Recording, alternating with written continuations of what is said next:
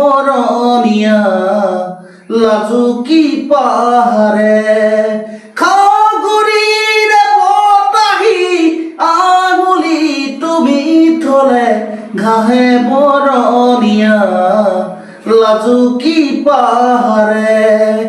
সকলোলৈকে নমস্কাৰ জনাইছোঁ। মই যোৰহাট প্ৰকাশৰ ৰূপান্তৰ।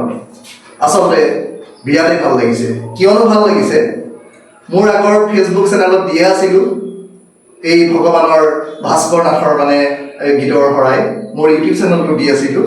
তেখেত কৰ্মব্যস্ততাৰ কাৰণে তেখেত গোলাঘাটত আছিলে। সেইকাৰণে আজি আহি আকৌ আমাৰ এই ষ্টুডিঅ'ত ওলালেহি। বিৰাটেই ভাল লাগিছে। প্ৰথমে ভগৱানক মই কৈছোঁ, তোমাক অশেষ ধন্যবাদ জনাইছোঁ। তুমি যে পাহৰি যোৱা নাই, আকৌ আহি ওলালাহি। আৰম্ভণি পৰা বাৰু অকণমান ব্যস্ত থকাৰ কাৰণে নোৱাৰিলে আহিব, মই বেয়া পোৱা নাই। আজি ৰাইজক কিন্তু তোমাৰ মধুৰ কণ্ঠতেদি গীত উপহাৰ দিব লাগিব। হয়, আজি এই ৰাজচোপা ষ্টেডিয়ামত আমাৰ এই ভগৱান পালেহি। তেখেতৰ ইভাগে ভাস্কৰ নাথ, হয় হয়।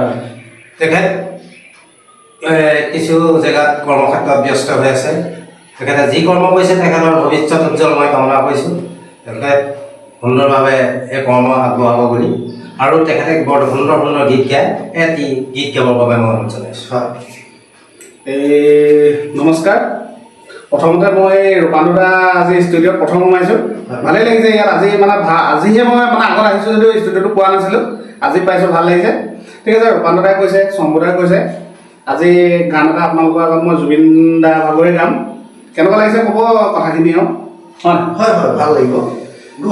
আগলি অনুভৱে নীলাকৈ মুখ জালে, আগলি অনুভৱে নীলাকৈ মুখ জালে, খাগুৰিৰে বতাহি আঙুলি তুমি থলে ঘাহে বৰণীয়া লাজুকি পাহাৰে, খাগুৰিৰে বতাহি আঙুলি তুমি থলে ঘাহে বৰণীয়া লাজুকি পাহাৰে, আগলি অনুভৱে নীলাকৈ মুখ জালে, খাগুৰিৰে বতাহি আঙুলি তুমি থলে ঘাহে বৰণীয়া লাজুকি পাহাৰে।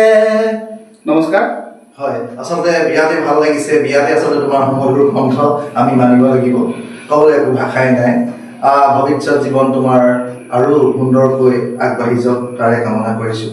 আৰু কি ক'ম, শেষত মই যোৰহাট প্ৰকাশৰ ৰূপান্তৰে আৰু এই ভগৱানে আমি সকলোকে আপোনালোকৰ মাজত পৰা বিদায় মাগিছোঁ, কিন্তু এষাৰ কথা কৈছোঁ, আপোনালোকৰ মৰম লাগিব, আপোনালোকৰ চেনেহ লাগিব, আপোনালোকৰ আশীৰ্বাদ লাগিব। তেতিয়াহে আমিও সুন্দৰ সুন্দৰ নতুন নতুন সুন্দৰ সুন্দৰ উদ্যমেৰে নতুন নতুন সাহসেৰে ভৱিষ্যত জীৱনত আৰু ইয়াতকৈও আচলতে ভাল ভাল আমি আপোনালোকৰ মাজত ভিডিঅ' প্ৰচাৰ কৰি যাব পাৰিম, নহয় জানো?